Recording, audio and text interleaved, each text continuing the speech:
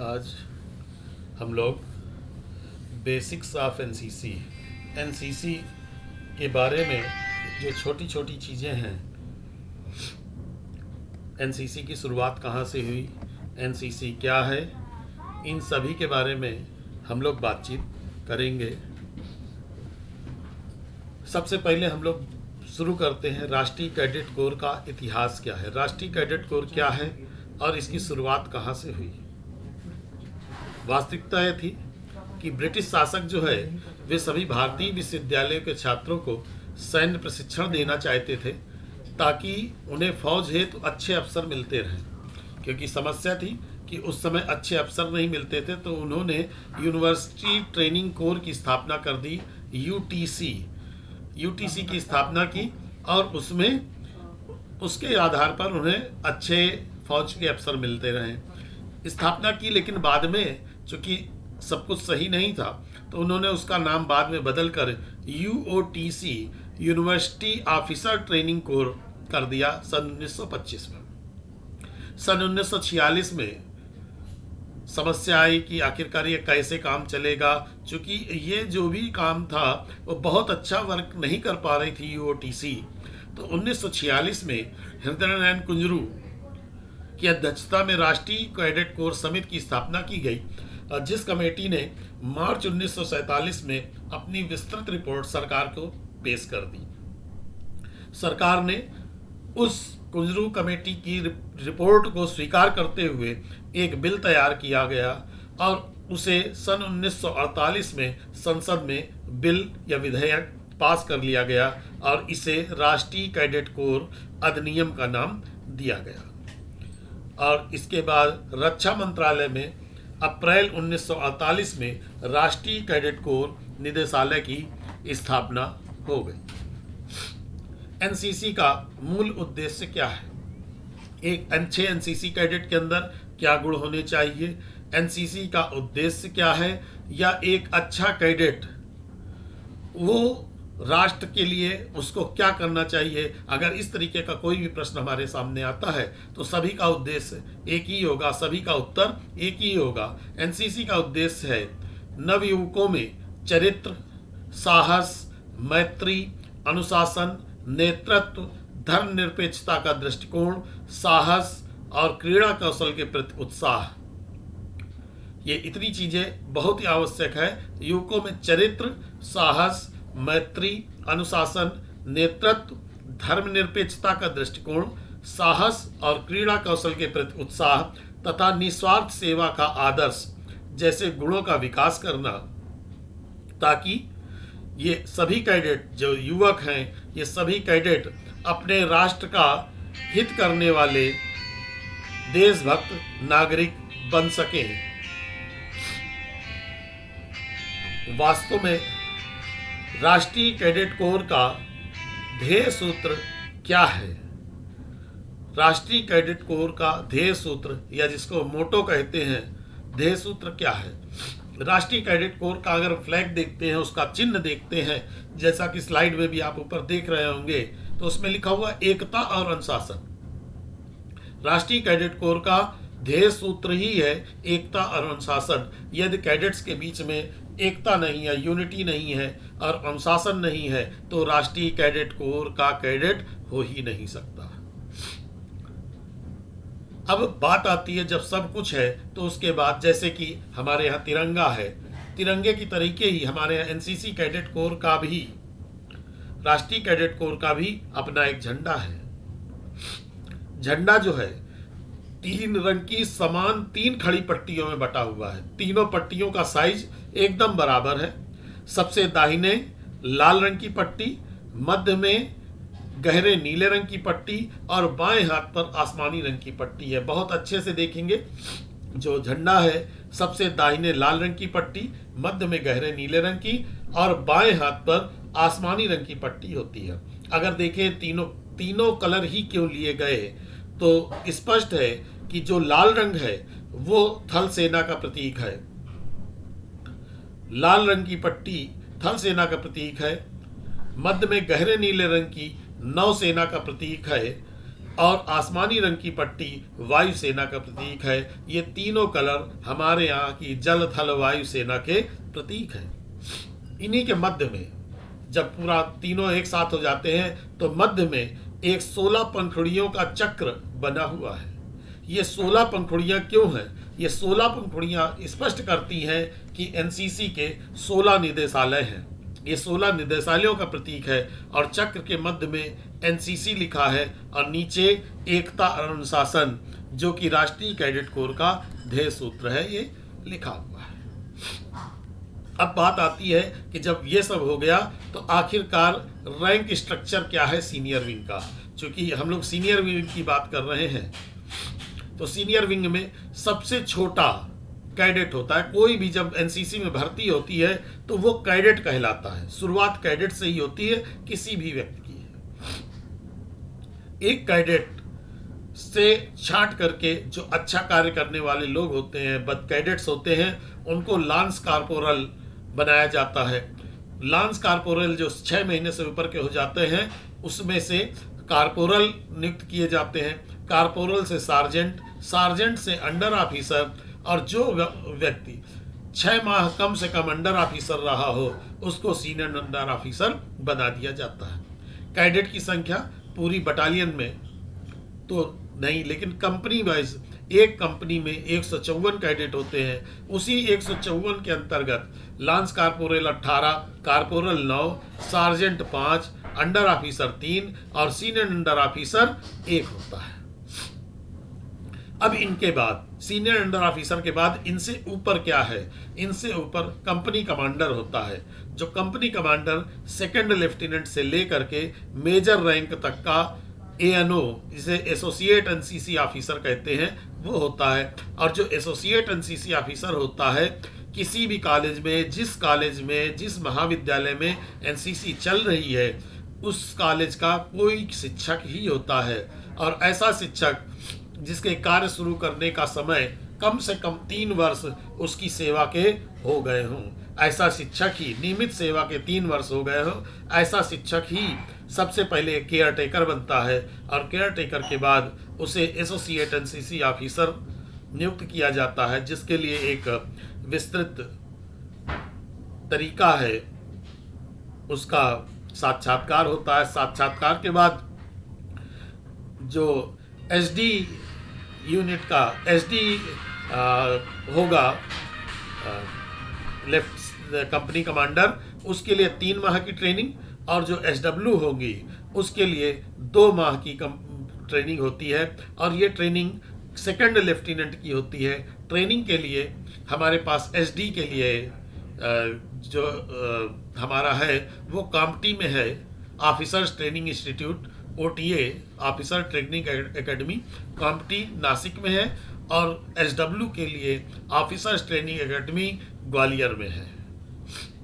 SD की 3 माह की ट्रेनिंग होती है, जबकि एसडब्ल्यू के लिए 2 माह की ट्रेनिंग होती है। और ट्रेनिंग के बाद उसको रैंक पे मिल जाता है और वो सेकंड लेफ्टिनेंट से शुरुआत करता है। सेकंड लेफ्टिनेंट के बाद 8 साल बाद 8 साल के अंदर ही उसे रिफसर कोर्स करना होता है। रिफसर के बाद वह कैप्टन हो जाता है और उसके बाद फिर अगले रिफसर के बाद वो मेजर तक हो जाता है। Company commander second lieutenant, captain अथवा मेजर ही हो सकता है। अब बात आती है कि अनुशासन के प्रमुख अवयव क्या है। अनुशासन क्या है? अनुशासन क्या चीज है? कौन कौन सी चीजें ऐसी हैं जो कैडेट्स को अनुशासित बनाती हैं? एक अच्छे कैडेट में अनुशासन के कौन कौन से गुण होने चाहिए? सबसे पहली चीज है बी पंक्चुअल। बिल्कुल समय के प्रति पाबंद रहिए। एक एक सेकंड का हिसाब लगाइए और समय को कभी भी खत्म मत कीजिए। वर्क हार्ड एंड विदाउट फुस। वर्क हार्ड, खूब मेहनत कीजिए, कड़ी मेहनत कीजिए बिना थके हुए, without fuss. Make no excuse and tell no lies. किसी भी काम में एक्सक्यूज मत दीजिए और कभी भी झूठ ना बोलिए। ओबे विथ ए स्माइल। और हमेशा अपने सीनियर्स की आज्ञा का पालन मुस्कुराहट के साथ करते रहिए, चाहे वह कोई भी कार्य आपको बताया गया। अब चूंकि जब कैडेट्स की आ गई बात, कैडेट्स कैसे होंगे, सीनियर ऑफिसर होगा, अंडर ऑफिसर होगा, तो उसी तरीके से एनसीसी ग्रुप कमांडर, चूंकि हर स्टेट में डायरेक्टरेट है, उसी तरीके से ग्रुप कमांडर भी हर जगह पर एक ग्रुप है, उसके साथ कई बटालियन जुड़ी रहती है। तो एनसीसी ग्रुप कमांडर की रैंक क्या होती है? एनसीसी ग्रुप कमांडर की रैंक ब्रिगेडियर होती है। अगर हमसे पूछा जाए कि आपकी एनसीसी बटालियन का नाम क्या है, तो उन्नाव की बटालियन 57 यूपीबीएन एनसीसी उन्नाव है। उन्नाव की यह battalion 57 UPBN NCC Unnao Kanpur group से संबंधित है, और कानपुर ग्रुप जो है उत्तर प्रदेश, लखनऊ, उत्तर प्रदेश निदेशालय जो है वो लखनऊ में है, वहाँ से संबंधित है। और जो निदेशालय है, सभी निदेशालय, उसका मुख्यालय है नई दिल्ली। सभी निदेशालय मुख्यालय से संबद्ध है, और मुख्यालय में डायरेक्टर जनरल डीजी बैठता है। डीजी ही वहाँ पर सब कुछ देखता है। अब इसका प्रशासनिक ढांचा कैसा होना चाहिए? एनसीसी का प्रशासनिक ढांचा, प्रशासनिक ढांचा की बात करेंगे तो शुरुआत मंत्रालय से ही होती है। रक्षा मंत्रालय, रक्षा मंत्रालय के अंतर्गत डायरेक्टर जनरल एनसीसी, जो लेफ्टिनेंट जनरल रैंक का व्यक्ति होता है, वह नई दिल्ली में इसका मुख्यालय है एनसीसी का, और जहां पर डीजी एनसीसी उसी कार्यालय में बैठते हैं, और वहां से पूरे भारतवर्ष के अंदर चल रही एनसीसी का निरीक्षण करते रहते हैं। उसके नीचे सेकंड चेन में प्रदेश स्तर पर या प्रांत स्तर पर deputy director general NCC, ADG NCC, ये भी ब्रिगेडियर या उसके समकक्ष रैंक का व्यक्ति होता है, और ये प्रत्येक प्रदेश के या प्रांत स्तर पर एक होता है। जैसे उत्तर प्रदेश का DG NCC, ADG NCC Lucknow में ऑफिस है, असिस्टेंट डायरेक्टर जनरल एनसीसी। उसके बाद नीचे बात आती है, उसके बाद वहाँ से चूंकि एक साथ पूरे प्रदेश को देखा जाना संभव नहीं है, तो उसके नीचे ग्रुप कमांडर बना दिए गए। Group commander of NCC, group commander of NCC का मुख्यालय जो है प्रांत के बड़े बड़े शहरों में बना हुआ है। जैसे हमारे उन्नाव बटालियन का मुख्यालय, ग्रुप कमांडर का कार्यालय कानपुर में है।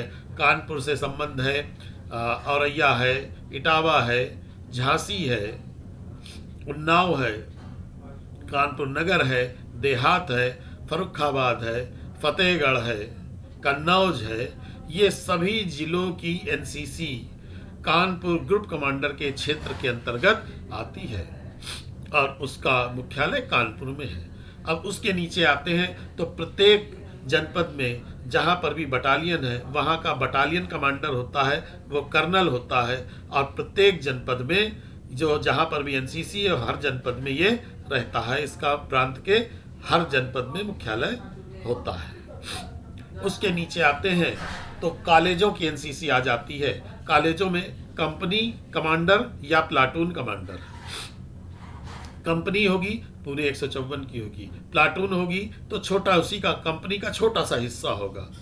तो कंपनी कमांडर या प्लाटून कमांडर इस सेकंड लेफ्टिनेंट से मेजर रैंक तक के पद का एनसीसी ऑफिसर होता है, और ये प्रत्येक स्कूल या कॉलेज में होता है। देखते हैं एनसीसी के कितने प्रकार के कैंप्स हैं, एनसीसी कितने प्रकार के कैंप कराती है। पहला एटीसी या सीएटीसी, ये कैडेट एनुअल ट्रेनिंग कैंप है, जो प्रत्येक वर्ष हर जनपद में कराए जाते हैं। प्रत्येक ग्रुप हेडक्वार्टर के आधार पर हर एनसीसी यूनिट इसको कराती रहती है, और जहाँ पर भिन्न भिन्न जो यूनिट्स हैं वहाँ के कैडेट्स वहाँ पर आते हैं, और उनके बीच में कंपटीशन के माध्यम से उनके चारित्रिक, शारीरिक और ज्ञान का विकास किया जाता है। दूसरा होता है थल सेना कैंप। थल सेना camp RDC Republic day camp. Republic day camp जो है आरडीसी परेड जो 26 जनवरी को राजपथ पर होती है, उसके लिए भी एनसीसी कैंप से ही सिलेक्शन किया जाता है, और चुने हुए कैडेट्स जिनकी ड्रिल बहुत अच्छी होती है, इंग्लिश बहुत अच्छी होती है, सभी चीज़ें जिसकी अच्छी होती हैं, उनको उस परेड के लिए भेजा जाता है और वहाँ पर वो राजपथ पे एनसीसी की ओर से अपनी गतिविधियों को संचालित करते हैं, गतिविधियाँ दिखाते हैं कि उनके अंदर क्या टैलेंट है। चौथा है माउंटेनियरिंग। ये माउंटेनियरिंग का कैंप भी एनसीसी का ही पार्ट है। और महत्वपूर्ण है attachment of regular army. Regular army के साथ एनसीसी कैडेट्स को मिला दिया जाता है और उनके साथ जो गतिविधियाँ आर्मी के लोगों की होती हैं, जो आर्मी यूनिट की होती हैं, वही सेम गतिविधियाँ एनसीसी कैडेट से भी कराई जाती हैं। उनके साथ मिला करके हर काम उनको कराया जाता है, चाहे वे ड्रिल हो, गेम्स हो, या सेना के हथियारों को कैसे हैंडलिंग करनी हो। ये सब कुछ आर्मी के रेगुलर अटैचमेंट कैंप पर उनको सिखाया जाता है। उसके बाद बात IDC, independence day camp. IDC 15 अगस्त का कैंप है और 15 अगस्त में जो लाल किले में परेड होती है उस पे भी एनसीसी की एक टुकड़ी अपना प्रदर्शन करती है। इस प्रदर्शन के लिए भी संपूर्ण भारतवर्ष से चुनिंदा कैडेट्स को लाया जाता है और वो वहाँ पर अपना प्रदर्शन करते हैं। इसके बाद है अगला कैंप है EBSB, एक भारत श्रेष्ठ भारत। इसमें ऑनलाइन ऑफलाइन दोनों मोड पर यह कैंप कराया गया। लास्ट ईयर ये ऑनलाइन हुआ था, इस बार ये ऑफलाइन कैंप हुआ था। एक भारत श्रेष्ठ भारत में हमारे देश की जो संस्कृति है उन सभी को कैसे धरातल पर लाया जाए, इन सब पर चर्चा होती है। और ALC, एडवांस लीडरशिप कोर्स है। SSC, सोशल सर्विस कैंप्स और शूटिंग के भी कंपटीशन इसमें कराए जाते हैं। फिर से हम लोगों की बात आती है ड्यूटीज ऑफ कैडेट्स की ड्यूटीज क्या है। जो कैडेट्स हमारे पास हैं इनका कर्तव्य क्या है, इनके अंदर क्या क्या चीज़ें होनी चाहिए। मैंने पीछे भी बताया था, फिर से बता रहा हूँ। सेल्फ डिसिप्लिन, इनका अनुशासन अपने आप में होना चाहिए, ये पूर्ण रूप से अनुशासित होने चाहिए। Punctual during all parades and roll call, सभी परेडों में, जब परेड होती है कॉलेजेस में हो या कहीं पर भी हो, उसमें बिल्कुल पंक्चुअल होना चाहिए। अगर 10 बजे आना है तो 10 बजे ही आना चाहिए। और जब रोल कॉल हो तो रोल कॉल में भी सही समय पर पहुंचना चाहिए, क्योंकि सेना के नियम है सही समय, सही वर्दी और सही स्थान। अगर 3 चीज़ें आपको मालूम चल गई, 3 चीज़ों का आपने पालन कर लिया, तो निश्चित रूप से एक अच्छे कैडेट आप बन सकते हैं।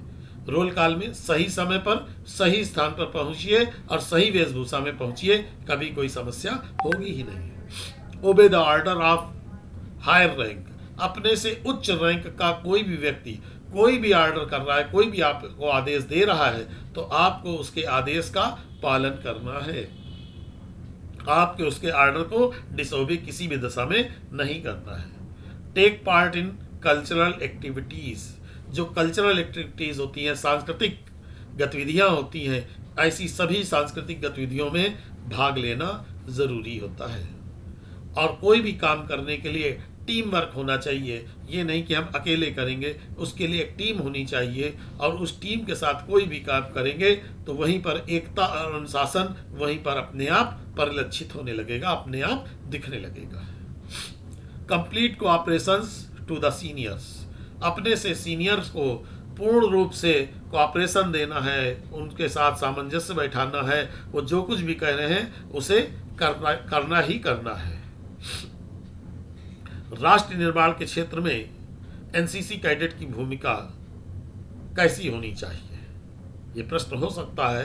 राष्ट्र निर्माण में एनसीसी कैडेट की भूमिका कैसी होनी चाहिए। सबसे पहली चीज है कि एक एनसीसी कैडेट को सामाजिक गतिविधियों में निश्चित रूप से प्रतिभाग करते रहना चाहिए। सामाजिक कुरीतियाँ क्या हैं और अच्छाइयाँ क्या हैं, उनका कुरीतियों का विरोध करना चाहिए और लोगों के अंदर जन जागरूकता फैलानी चाहिए और अच्छी चीज़ों के बारे में लोगों को बताना चाहिए। जैसे दहेज प्रथा सामाजिक कुरीति है, इसका विरोध करना चाहिए, लोगों को समझाना चाहिए नहीं करना है हमें।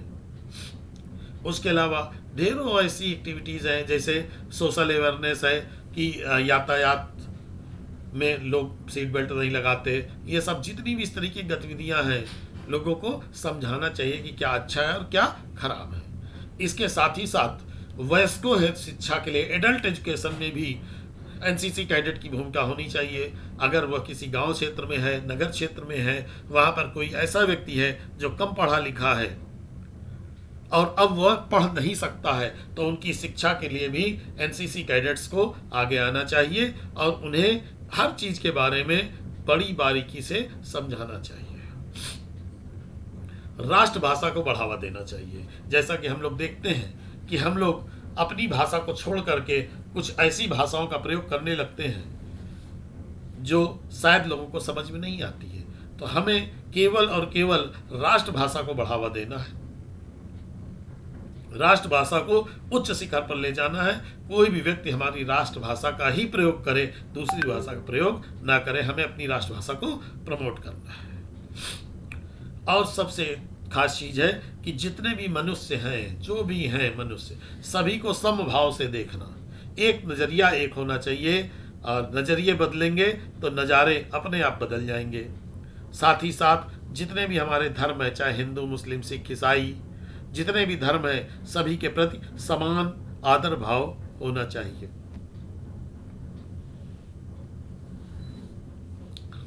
कुछ दिनों की बात करेंगे। नेशनल यूथ डे अभी अभी हुआ है 12 जनवरी को। आर्मी डे, सेना दिवस, अभी 15 जनवरी को था। रिपब्लिक डे सभी लोग जानते हैं, रिपब्लिक डे 26 जनवरी को और इंडिपेंडेंस डे 15 अगस्त को होता है। ये ऐसे दिन हैं जिनकी तारीख कभी भी नहीं बदलती है। गांधी जयंती, गांधी जयंती 2 अक्टूबर को मनाई जाती है और गांधी जयंती के दिन ही लाल बहादुर शास्त्री का भी जन्म दिवस मनाया जाता है और दोनों की तिथियां 2 अक्टूबर ही होती है। उसके अलावा यूनिटी डे, यूनिटी मतलब एकता दिवस। एकता दिवस 31 अक्टूबर को प्रत्येक वर्ष मनाया जाता है और उसके लिए हम लोग रन फॉर यूनिटी का भी आयोजन करते हैं। और ये यूनिटी डे है, ये मनाया जाता है सरदार वल्लभ भाई पटेल की जयंती के अवसर पर, क्योंकि उन्होंने पूरे संपूर्ण सौराष्ट्र को एक करने का पूरा प्रयास किया था और जो उन भारतवर्ष के अंदर छोटी छोटी रियासतें थी उन सभी को एकजुट करके भारतवर्ष का निर्माण किया था। तो उस दिन को यूनिटी डे के नाम से जाना जाता है। चिल्ड्रंस डे, बाल दिवस, बाल दिवस ये जो है जवाहरलाल नेहरू के जन्म दिवस को बाल दिवस के रूप में मनाया जाता है, जो कि 14 नवंबर को होता है। इसके बाद सेना दिवस या झंडा दिवस जिसको हम लोग को कहते हैं। झंडा दिवस में क्या करते हैं कि हम लोग छोटे छोटे फ्लैग्स होते हैं, इनके माध्यम से लोगों के अंदर जागरूकता फैलाते हैं कि ये सेना जो है ये आप लोगों के लिए हितों की रक्षा करना चाहती है, आप लोगों की समस्याओं को खत्म करना चाहती है। और ये दिवस 7 दिसंबर को प्रत्येक वर्ष होता है। शिक्षक दिवस, शिक्षक दिवस प्रत्येक वर्ष की 5 सितंबर को होता है। और सबसे अंत में बात हम करते हैं एनसीसी दिवस। एनसीसी दिवस इसका कोई भी तिथि निर्धारित नहीं है, लेकिन यह जरूर निर्धारित है एनसीसी दिवस नवंबर माह के सबसे आखिरी रविवार को ही होता है। नवंबर माह के सबसे आखिरी रविवार को एनसीसी दिन, एनसीसी दिवस होता है। अब देखते हैं कि हमारा तिरंगा जो है, हमने एनसीसी फ्लैग की बात की तो उसी तरीके से तिरंगा है। तिरंगे में 3 रंग होते हैं, केसरिया, सफेद और हरा। केसरिया जो है त्याग एवं निष्काम सेवा का प्रतीक है, सफेद सच्चाई एवं उज्जवल चरित्र का प्रतीक है और हरा रंग वनस्पत का प्रतीक है। हमारे भारतवर्ष में कुल 28 राज्य हैं और 8 केंद्र शासित राज्य हैं। पहले ये संख्या 29 और 9 हुआ करती थी, लेकिन अब 28 और 8 रह गई है। राष्ट्रगान, हमारा जो राष्ट्रगान है जन गण मन, इसके लेखक जो है रविन्द्रनाथ टैगोर हैं। आपको बता दें रविन्द्रनाथ टैगोर ने जनगण मन को सन 1911 में लिख लिया था और 1911 में कांग्रेस के अधिवेशन में इसको पहली बार गाया गया था। लेकिन 26 जनवरी 1950 को इस गान को राष्ट्रगान का दर्जा मिला और तब से जनगण मन को राष्ट्रगान कहा जाने लगा। जो भारत का राष्ट्रीय प्रतीक है वह भी अशोक स्तंभ है। और अशोक स्तंभ जो है अशोक की लाट से लिया गया है। अशोक की लाट सारनाथ में है, जो उत्तर प्रदेश के बनारस जिले में स्थित है।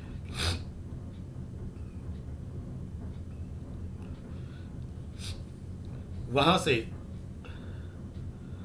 उसी अशोक स्तंभ के नीचे सत्यमेव जयते भी लिखा हुआ है। राष्ट्रीय एकता का मुख्य उद्देश्य क्या है? राष्ट्रीय एकता का मुख्य उद्देश्य है विविधता में एकता। हमारे देश में अगर देखें तो हर जगह पर भिन्नताएं पाई जाती हैं। केरल में कोई संस्कृति है, उत्तर प्रदेश में कुछ है, बिहार में कोई है, हिमाचल में कोई है, हरियाणा में कोई है, सभी जगह अलग अलग है। लेकिन जहाँ कहीं हम सब एक साथ होते हैं तो हम सभी एक दिखते हैं। और उसको अगर हम देखें तो जनगण मन अधिनायक जय हे में इसका मूल लिखा हुआ है। वंदे मातरम जो है, जिसमें हम लोग कहते हैं कि हम अपनी मातृभूमि को की वंदना करते हैं, इसको जो है बंकिम चंद्र चटर्जी द्वारा लिखा गया है। और जो राष्ट्रीय ध्वज है इस पे अनुपात लंबाई चौड़ाई का 3 और 2 का अनुपात होता है। भारतीय संविधान, हमारा जो संविधान लिखा गया है, हमारे संविधान के रचयिता डॉक्टर भीमराव अम्बेडकर थे। ये जो है संविधान कमेटी जो बनी थी उसके चेयरमैन थे और इन्होंने संविधान की संरचना बनाई है। सिख धर्म का पवित्र ग्रंथ गुरु ग्रंथ साहिब होता है। मुस्लिम का कुरान शरीफ, ईसाई का बाइबिल और हिंदुओं के तो अनेकों धर्म ग्रंथ हैं जो सभी पवित्र हैं। अगर वेदों की बात करें तो ऋग्वेद, सामवेद, अथर्ववेद, यजुर्वेद। ऐसे बात करें तो रामचरितमानस, महाभारत और रामायण, गीता, ये सभी हमारे हिंदुओं के ग्रंथ हैं। अब पहला कौन? तो भारत का प्रथम फील्ड मार्शल, भारत के प्रथम फील्ड मार्शल मानेकशॉ थे। आज कानपुर जनपद में कैंट एरिया में मानेकशॉ द्वार भी बना हुआ है, जो उन्हीं के नाम पर पड़ा हुआ है। भारत के लौह पुरुष का नाम जिनको दिया गया वो सरदार वल्लभ भाई पटेल थे, जो हमारे देश के प्रथम गृह मंत्री भी रहे। भारत के प्रथम प्रधानमंत्री पंडित जवाहरलाल नेहरू थे और प्रथम राष्ट्रपति डॉक्टर राजेंद्र प्रसाद थे। वर्तमान की बात करें तो वर्तमान में हमारे देश के प्रधानमंत्री नरेंद्र दामोदर दास मोदी हैं, और जबकि वर्तमान में हमारे देश की राष्ट्रपति द्रौपदी मुर्मू है। राष्ट्रीय पशु सभी जानते हैं चीता है और राष्ट्रीय पक्षी मोर है। अभी बहुत जल्दी ही लोहड़ी का पर्व हुआ है। लोहड़ी का पर्व मूल रूप से पंजाब में मनाया जाता है, अब तो खैर पूरे देश में मनाया जाता है। चूंकि एकता में अनेकता की बात करते हैं तो पूरे देश में मनाया जाने लगा है, लेकिन वास्तविकता में लोहड़ी का पर्व पंजाब में ही मनाया जाता था। सारनाथ उत्तर प्रदेश में स्थित है। अमरनाथ जम्मू एवं कश्मीर में स्थित है। गिर जंगल गुजरात में है। लखनऊ गोमती नदी के किनारे है। कानपुर गंगा नदी के किनारे, जबलपुर नर्मदा नदी के किनारे, बद्रीनाथ अलकनंदा के किनारे और हरिद्वार गंगा नदी के किनारे है। अब बात आती राष्ट्रीय एकता के बाधक तो कौन कौन से हैं। जब हम एकता की बात करते हैं तो सहायक तत्व क्या है, बाधक क्या है। तो बाधक क्या है? सबसे ज्यादा हमारे यहाँ दिक्कतें क्या है? हमारे देश क्या है, संप्रदायवाद बहुत ज्यादा है। जातिवाद, संप्रदायवाद, धर्मवाद, क्षेत्रवाद, भाषावाद, राजनीतिक दल, आर्थिक असमानता, विदेशी तत्व, ये सभी हमारे राष्ट्रीय एकता के बाधक तत्व होते हैं। हमारे यहाँ संप्रदायवाद बहुत अधिक है, जातिवाद भी बहुत है, राजनीतिक दल, भिन्न भिन्न राजनीतिक दल अपनी रोटियां सेक रहे हैं और लोगों को बरगला रहे हैं। देश में आर्थिक असमानता है, किसी के पास बहुत अधिक धन है तो किसी के पास बिल्कुल भी नहीं है। विदेशी तत्व भी हमारे यहाँ हावी है। और राष्ट्रीय एकता के सहायक तत्व क्या है? आदर्श नागरिकता होनी चाहिए। संविधान द्वारा मान्य भाषाओं और राष्ट्रभाषा को हमेशा महत्व दिया जाना चाहिए। हमारे जो भी राष्ट्रीय चिन्ह है और राष्ट्रीय त्यौहार हैं, इन सभी की जानकारी सभी को होनी चाहिए। सामाजिक समानता होनी चाहिए। शिक्षा का व्यापक प्रचार प्रसार होना चाहिए। शिक्षा का व्यापक प्रचार प्रसार अगर हो रहा है तो राष्ट्रीय एकता में कभी भी बाधा उत्पन्न नहीं होगी। जो हमारे के आर्थिक असमानता है इनको दूर करने का प्रयास करना चाहिए और देशाटन को प्रोत्साहन देना चाहिए। देशाटन का मतलब यह है कि यहाँ उत्तर प्रदेश के कैडेट को राजस्थान भेजा जाए, पंजाब भेजा जाए, पंजाब वाले को बिहार भेजा जाए, तो वो वहाँ पर जाए, उन लोग साथ रहें, उनके साथ उनकी संस्कृति को जाने, हर चीज़ को समझें, तो वो राष्ट्रीय एकता के लिए सहायक होगा। बात आती है अब फुल फॉर्म्स की। FAO food and agricultural organisation, ILO international labour organisation, MCO movement control office, WHO world health organisation, IAEA international atomic energy agencies, FDI foreign direct investment, WTO world trade organisation. इस तरीके से और भी 60 name हैं, उनका हम अध्ययन अवश्य करेंगे। अब भारत हमारा देश है, इसके पड़ोसी देश कौन कौन से हैं? तो हमारे भारत देश के पड़ोसी देश हैं पाकिस्तान, अफगानिस्तान, नेपाल, चीन, म्यांमार, श्रीलंका, भूटान और बांग्लादेश। ये सभी हमारे भारत के पड़ोसी देश हैं। इनकी सबकी सीमाएं हमारे भारत देश की सीमाओं से जुड़ी हुई हैं। अंत में आप सभी कैडेट्स को फिर से बताना चाहूँगा कि रोज़ मेरे वीडियोस को देखते रहें। यदि वह अपने द्वितीय वर्ष के B सर्टिफिकेट की परीक्षा अथवा तृतीय वर्ष के C सर्टिफिकेट की परीक्षा दे रहे हैं तो इन वीडियोस को अगर देखते रहेंगे तो निश्चित रूप से उन्हें सफलता प्राप्त होगी। और साथ ही मेरे इस चैनल को सभी लोग सब्सक्राइब कर लें और सब्सक्राइब करते ही आपको प्रतिदिन रोज नित्य प्रति वीडियोस मिलती रहेंगी और इनका अध्ययन करके वो अपनी सफलता के शिखर को प्राप्त कर सकते हैं। जय हिंद।